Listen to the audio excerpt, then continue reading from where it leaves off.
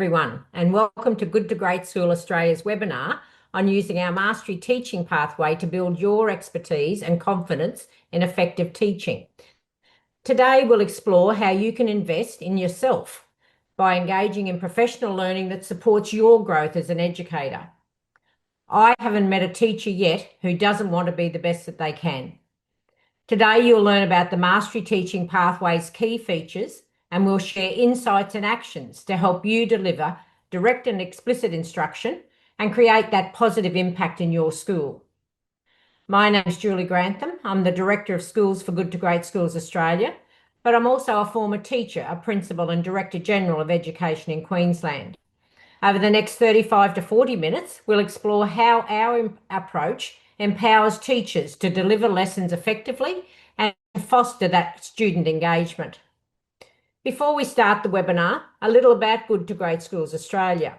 We're a First Nations not-for-profit organisation founded in Cape York with a mission to support the education of our future generations and all Australian students. Our team of talented educators work hard to serve all students and their schools. We send greetings to First Nations all over Oceania and acknowledge people from all countries. Before we start, a little housekeeping. At the end of the webinar, we'll have 10 minutes allocated for question and answers. You can use that Q&A function that's at the bottom of your screen there to ask questions at any time throughout the webinar. If we can't get to you in the webinar to answer your question, we'll certainly respond within 48 hours. To see our presenters through the webinar, go to the top of the screen, click on View Select, and then select Gallery View. Towards the end of the webinar, we'll talk about becoming a GGSA member, which will give you access to all the resources you'll see today, plus many others that are available on our website for free. And finally, when we finish the webinar, there's a short 5-question survey that we'd love you to complete, because that's how we can continually improve and present to you what it is that you need to see. I've already introduced myself, so I'm going to ask my two co-presenters today to talk and introduce themselves. And first of all, Monica.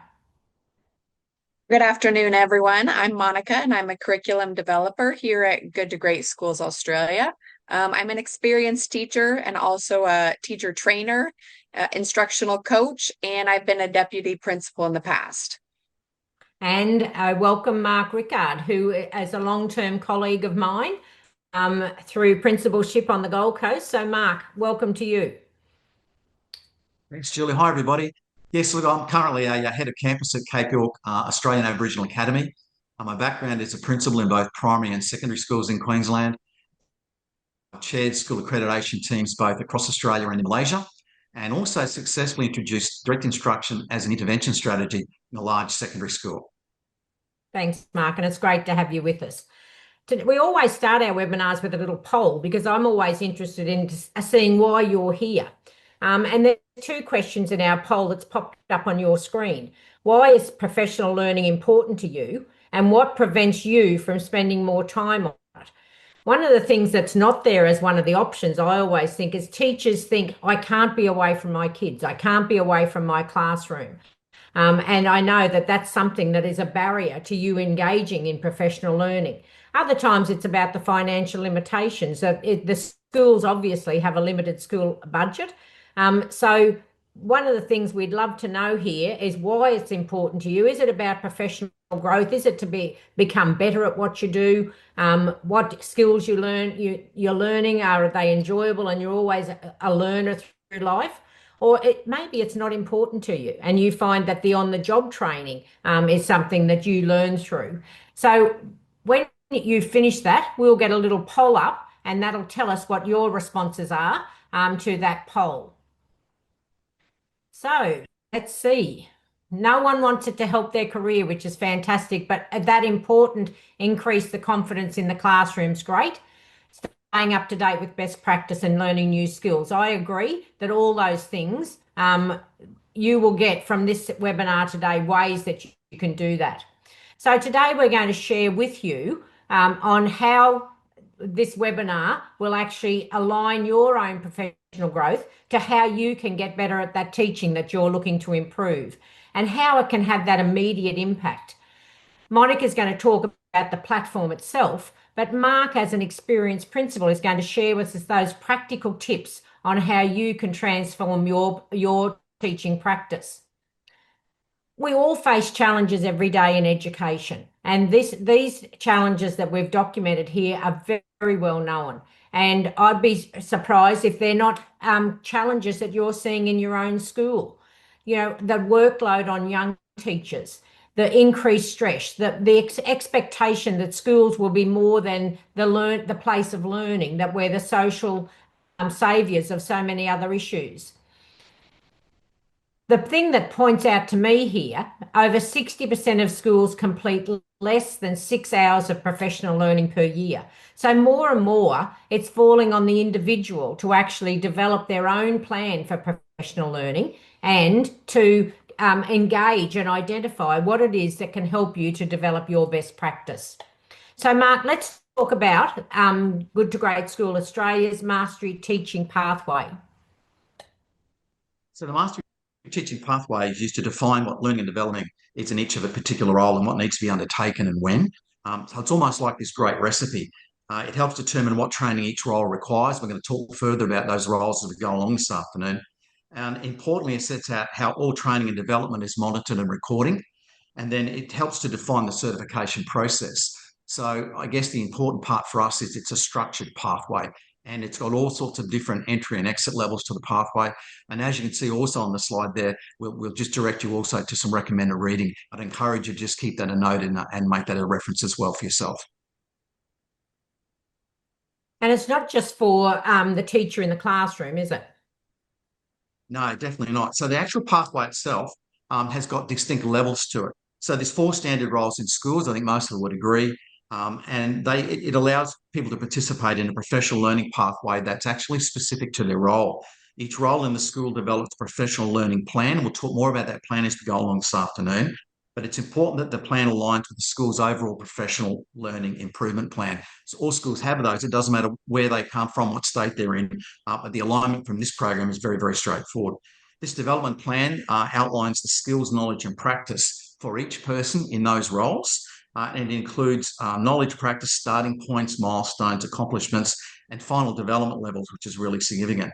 It also specifies expectations for effective teaching and family engagement.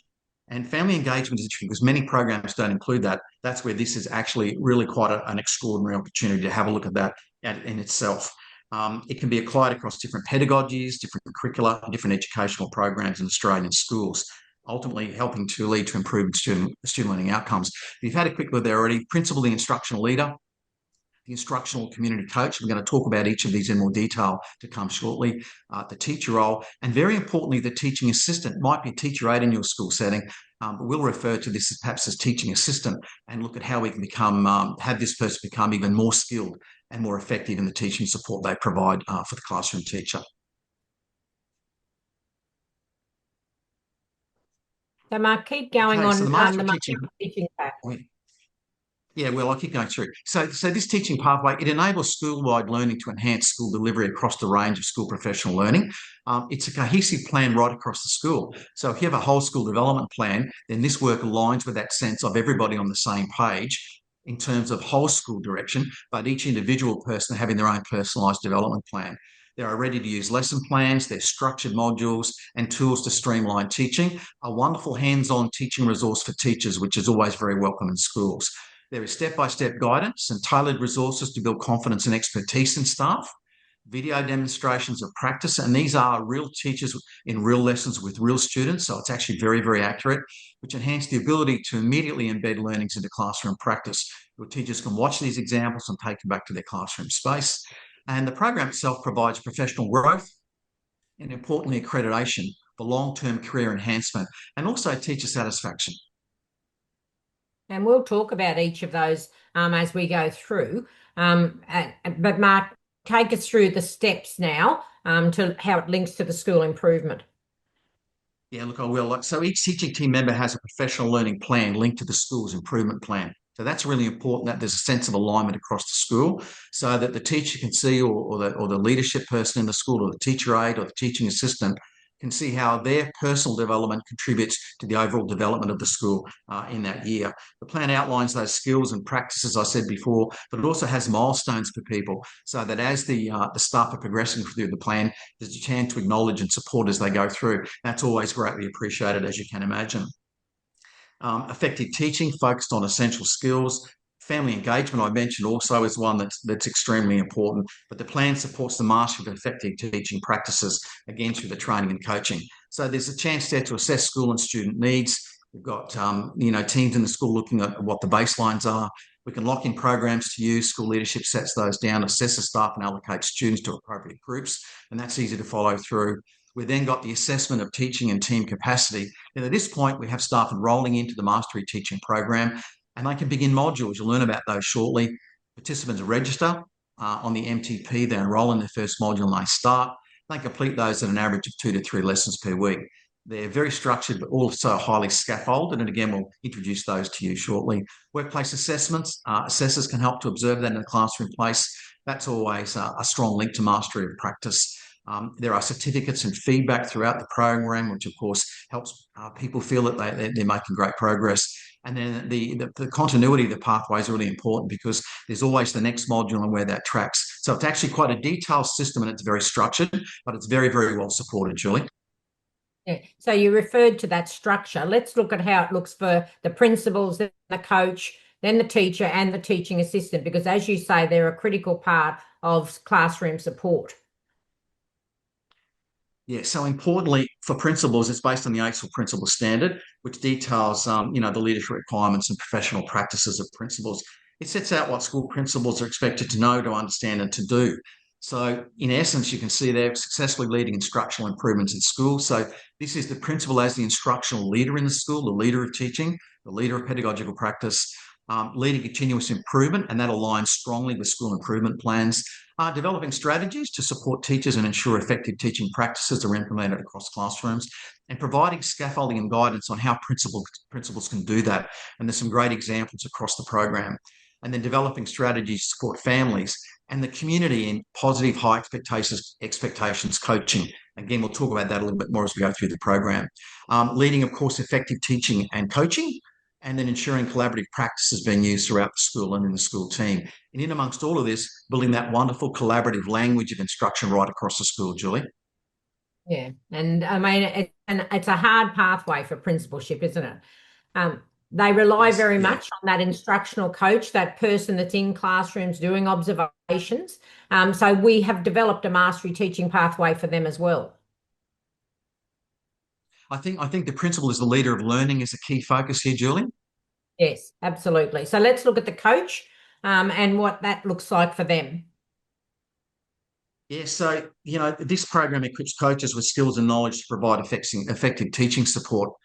School leaders can become instruction coaches to provide the targeted technical teaching support and coordinate the instructional improvement delivery. So this is a well-structured and scaffolded program again. Not all schools have coaches, but if there's an opportunity to do that, how do you skill a teacher up to become the teacher of teachers? And there's some wonderful guidance and support in the program to do that. So developing strategies for coordination, for learning improvement efforts across the school, also the data collection on that and monitoring that and creating a structured system so there's a strong sense of how people are actually being profiled as improving. This system also ensures that the coaches are prepared to mentor teachers. Sometimes that's not an easy thing. You ask a great teacher, what is it they do that makes them so great? And sometimes teachers can't answer that because they just do what they do, trying to unpack those great skills. So this certainly helps us to do that in schools. And that's also, again, focused on that culture of continuous improvement. And then it teaches coaches how to influence collaborative practice across the school and school team. That language of instruction, celebrating those great moments, working with colleagues on what to do because, things need to change and how can you work collectively together. So it's got that strong sense of team built into this program. And one of the things I know instruction coaches in schools, a lot of their work is actually trying to help teachers develop. And so it's their feedback and their observation and the things that they can then direct them to, direct teachers to or teaching assistants to, that will then go again to improve that practice in the classroom. So let's take it down to the next level, which is the teacher in the classroom and their pathway, Mark. Yes, look, I think the replication of the AITSL standards, etc., is very, very important.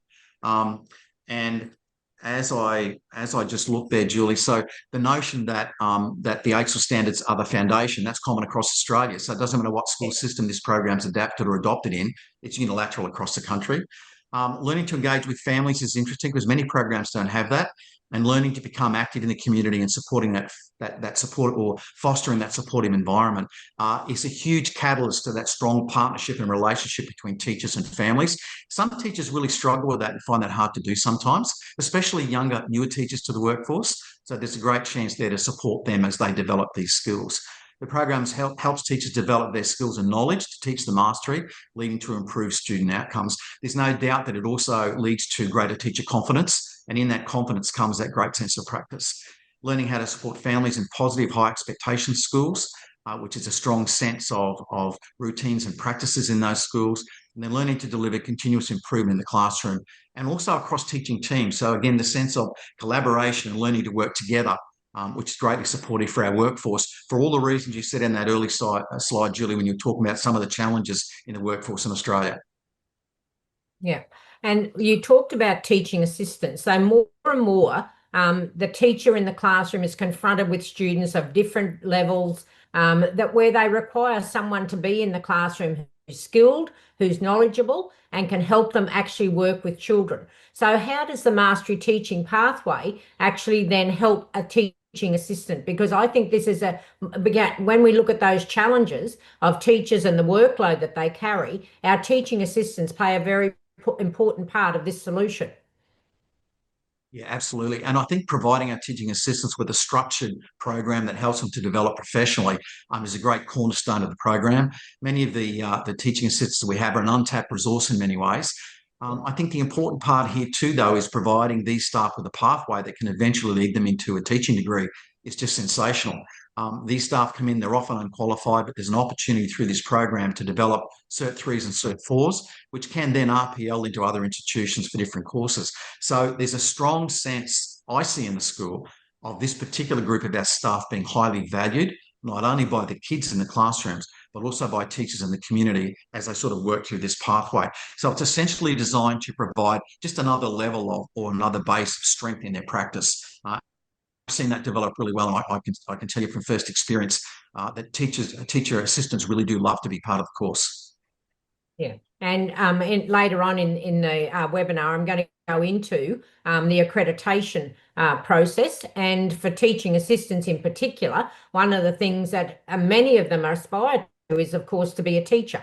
And so what we're going to do is talk about how we can do that, how it can articulate, and the work we're doing with universities to make that happen. Before we do, though, I want to ask Monica to walk us through the stages that we have based our Mastery Teaching Pathway on. We've made reference all along to AITSL, the Australian Institute for Teaching and School Leadership, and their professional standards. So let's make that linkage here, Monica. Thank you. So as I mentioned, GGSA has worked with AITSL to make sure that our Mastery Teaching Pathway and all our professional learning is mapped to those standards for each role. Participants will progress from 4 stages, going from foundation, proficient, accomplished, and then lead. Each of these stages builds on the previous one, ultimately getting you up to mastery and leadership. In the foundation stage, you're learning those basics to be able to perform your role adequately. It's a great starting point for those that don't have much prior experience with the effective teaching methodology. So what this stage looks like is acquiring information about processes, practices, and systems. It's also demonstrating or practicing what you have learned, and then communicating information with others. Once participants have demonstrated that they have mastery in this stage, they'll progress to proficient. The proficient stage, participants are deepening their understanding to try to achieve mastery in their role. So they're working to improve how they deliver and practice what they have learned in order to increase student results. So this is developing a plan and setting goals and targets of what they want to achieve, then implementing that plan, observing how it's being delivered, Then we're studying the plan and its effectiveness, trying to find ways to improve it. And then finally, evaluating. That's studying data and information, and seeing if our results are what we hoped they would be. Again, once participants have demonstrated mastery in this stage, they'll progress to the next one, which is accomplished. In the accomplished states, participants will share their knowledge and skills with others to try to help them improve. So by now, participants are considered skilled practitioners with their peers, and they're able to work independently and also collaborate with their colleagues. They're driving improvement within the school. So what this looks like is motivating others, holding discussions about best practices. It's modeling effective practices so that others can learn how to do it best. And coaching, helping others build their skills and knowledge and confidence.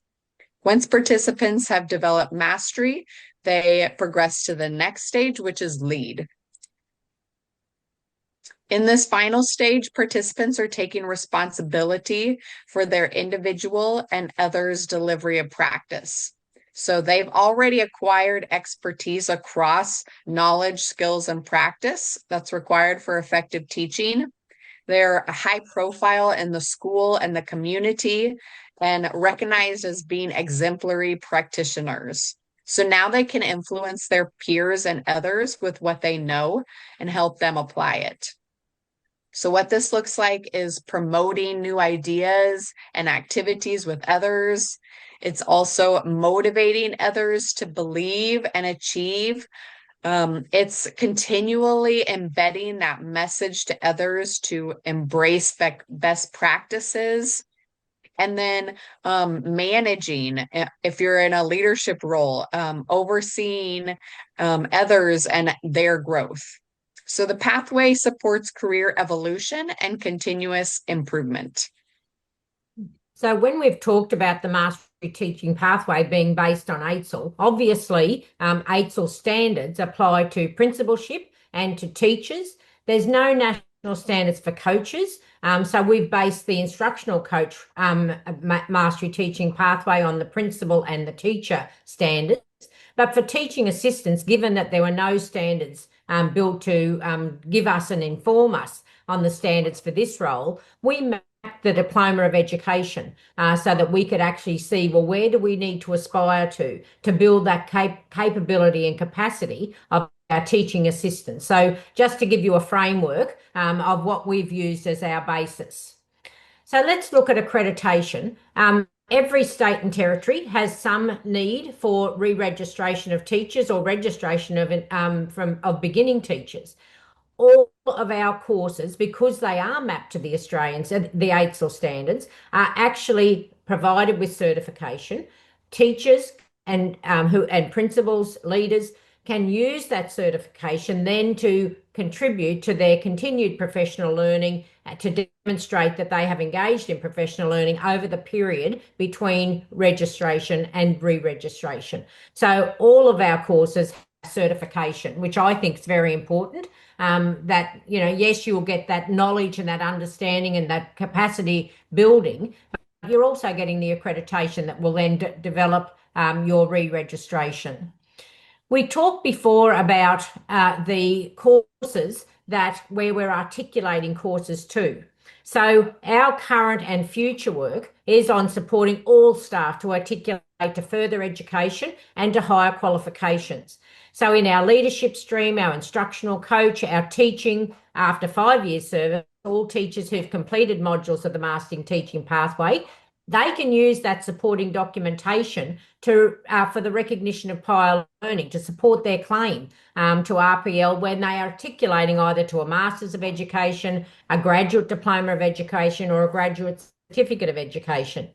And of course, for our Certificate 3 and 4, our teaching assistants, they can articulate and gain entry and credit towards a Bachelor of Education. And then also in their teaching degree, they can use other supporting documentation that hasn't already been used in their credit transfer to actually get further RPL. So we are very careful in when we're developing these courses to make sure that there's advantage for the future, advantage for further education. And I think that's a terrific aspect of what our Mastery Teaching Pathway offers.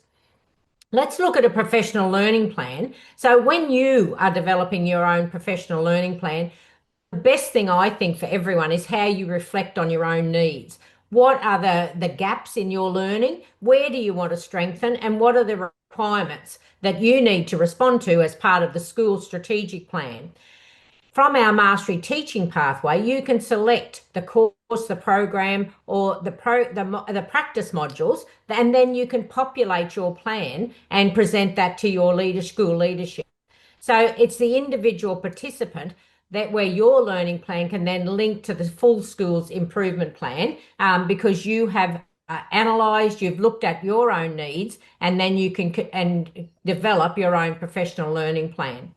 So I'm going to ask Monica to describe each of those types of modules that I just talked about that you could look at.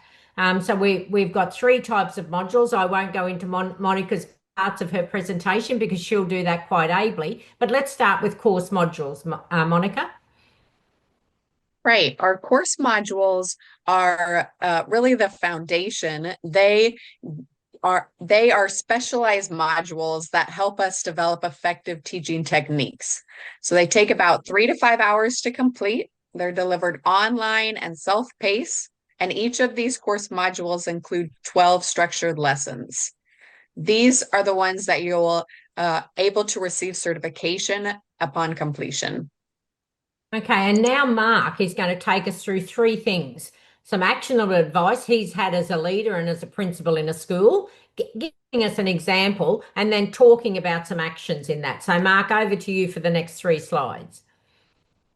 Yes, thanks. So this particular insight is on the power of explicit instruction. So we're going to talk a little about that as an advice first. We're going to share an example of that in practice, then talk about the actions. And for you as someone who's using the program, this is the great scaffolding and the resource. You've come in, there's something you're interested in. Here's some advice, a little bit of an example of what it looks like in practice in the classroom. Then how can you as a teacher or a leader or a coach actually action that in your practice? So the power of explicit instruction, structured, clear and direct teaching methods to break down learning into manageable steps. Studies show that explicit instruction drives better comprehension and mastery, especially for students struggling to keep it. So from here, we now go to a slide that has an example.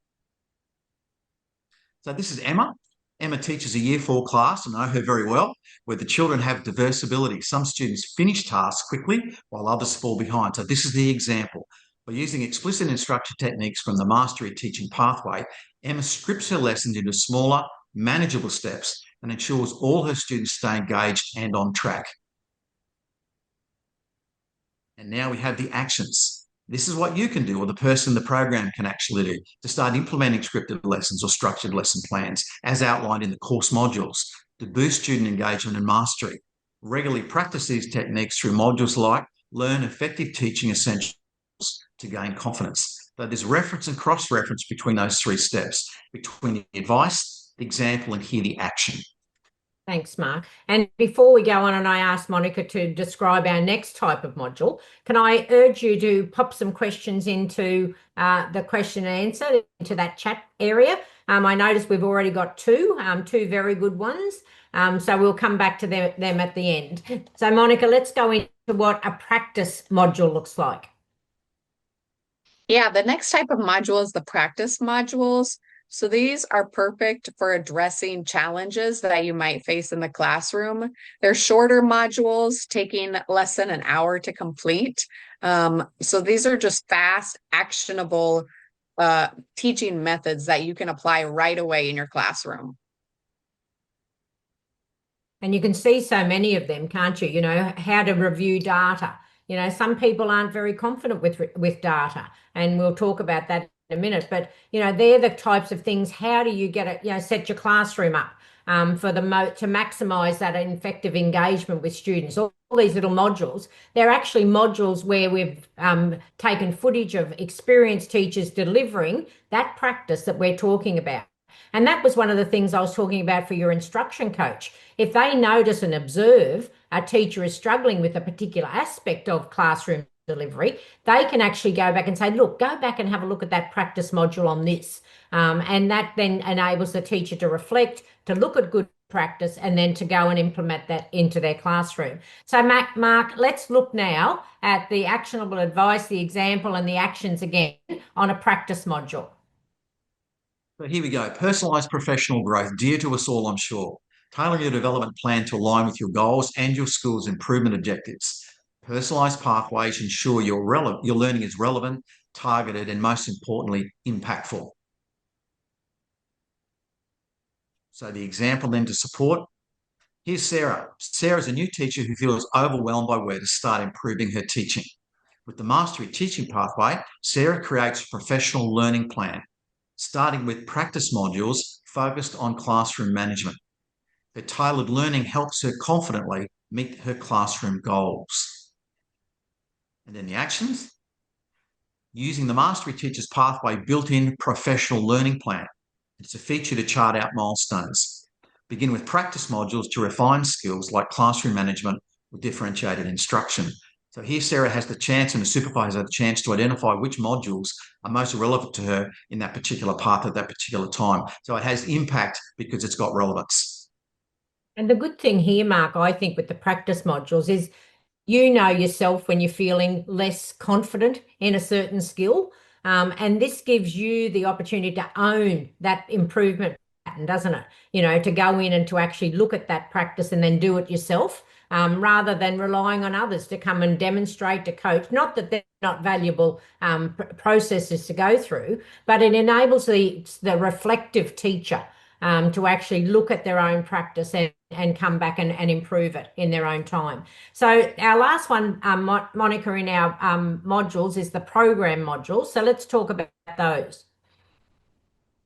Program modules are subject-specific modules for teaching English, math, science, visual arts. In the program modules, you'll learn specific teaching techniques that will help you in teaching those subject areas. They're about 6 to 8 hours to complete, and online and self-paced. And anyone that's been in some of our previous webinars on particular, and next week I know we're doing one on science, for example, we will tell you which modules are probably essential for you to do before you actually go and teach one of our programs. And that's what these program modules are. They support you or your school to implement whole programs of practice of learning areas. So Mark, let's look at some actionable advice in this area. So data-driven teaching, evidence-based practice, data-driven teaching, using assessment and progress monitoring to adapt your teaching and meet student needs. Real-time progress tracking helps target instruction where it's needed most, ensuring no student gets left behind. And that's fidelity in that practice, being able to find sort of the right piece of data to give you the right guidance and knowing where to look and how to actually gain that data. And that's where this particular module is highly successful. The example, so let's introduce Dave. Dave teaches a Year 5 math, but notices some students frequently struggle while others excel. With insights from program modules, Dave learns how to use Mastery data and adjust his instruction to address student gaps effectively. It leads Dave to have a strong sense in his classroom of where his students are at in terms of progress, so that he can then, modify his program, look at adjustments and support students accordingly. So that's a very powerful tool. The actions, gain insights from program modules like Teach Connecting Math Concepts. So that's a reference for Dave, which include practical exercises, teachers love those, for analysing student mastery data in subjects like literacy and numeracy. Practice embedding data review into your daily teaching to maximise impact. Great. And this is what this next type of module I know Mark has had a lot of experience with. And these are the collegial modules that can be used for a particular purpose. So Monica, let's introduce them before we hand over to Mark. Our collegial modules help bridge that gap and encourage meaningful progression to make sure that no student is left behind. These are face-to-face modules where your whole school is learning together. They're perfect for maybe student-free days, and they support well-rounded development in fostering discipline or core academic skills. Right. And Mark, let's take it through then and how your insights into it. Yeah, this is very dear to my heart, collaborative culture, because this is a very powerful resource in your school when you've got everybody on the same page, where you've got the same language across the school, the language of instruction, the language of assessment. So this is about developing strong collegial teams that align efforts towards school-wide improvement. That sense of team and collegiality is foremost in this particular module. And of course, collaboration enhances consistency across the school and coherence in teaching approaches. This makes school-wide progress achievable. And then for you as the supervising person, your chance to go across the school, to talk the talk, to be seeing the practice, and that common language between teachers across the school have that consistency. So that's very powerful. Here's Lisa, a principal. She finds her teaching team struggling with behaviour management consistency. I'll be honest, I think many of us have definitely had that experience. Lisa wants to facilitate team workshops where teachers practice and align strategies building a cohesive team culture. She's not sure how to start these. I think many of us have been in that position before. However, here's the action. Engaging with the school team in collegial modules, such as learning labs, and they're fabulous, to practice behaviour management strategies or discuss lesson planning. Encouraging open dialogue during team meetings to foster trust and shared goals. And that's a wonderful example in this program of scaffolding to support leaders, to support staff as they work through new work. Right. Mark, take us now through flexible learning for busy educators, another insight that I'm sure you have. Yeah, look, there's no doubt that everybody's busy. So how does this fit? Well, it's a very flexible program. So, no matter what your role in the school is, you can fit this in and around your busy schedule. It might be that if you've got time through the day that you can devote to working through modules. It could be work that you do at home or times that you actually work. But it's essentially self-paced. And it's work that works around your schedule. So that's a very key thing. Teachers say how great that is. Leaders say how great that is in their busy schedule.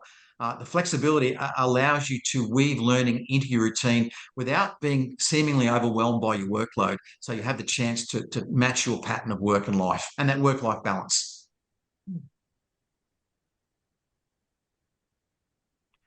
So here's Mark. He's a Year 5 school teacher. He's struggling to find time for professional growth. The Mastery Teaching Pathway self-paced modules, as we mentioned, can help Mark complete training during his free time, making progress manageable and effective. And here in the action. So this program, the Mastery Teaching Pathway, will help break down your time to complete modules in short, manageable sessions. And it actually gets sometimes people have to learn how to do that, and these modules actually help you to do that. The online self-paced nature of the Mastery Teaching Pathway allows you to tackle modules like during free periods or weekends. It's wonderfully supported and very well scaffolded. And so for someone for whom this is very, very new, who's struggling with time, it's a very structured way to actually begin to change, how you spend your time doing things, I guess. Thanks, Mark. Monica, let's quickly summarise all the different types of modules. Right. So we've seen that we have different modules for different purposes. We have our course modules that build those foundations on effective teaching and confidence and how you can teach across all subject areas. Then we have our program modules that are specific to certain subjects. We have our practice modules, which are short, targeted lessons that help you address specific teaching challenges you might have. And then we have our collegial modules, which are designed for your whole school team to learn together. There's over 70 professional learning modules, and all of these you can access for free with GGSA membership. Okay, so let's recap what we've talked about today. We've got certified training and coaching for school leaders, teachers, teaching assistants, instruction coaches. All our modules are aligned with the AITSL standards and therefore enable you to use the certification for re-registration.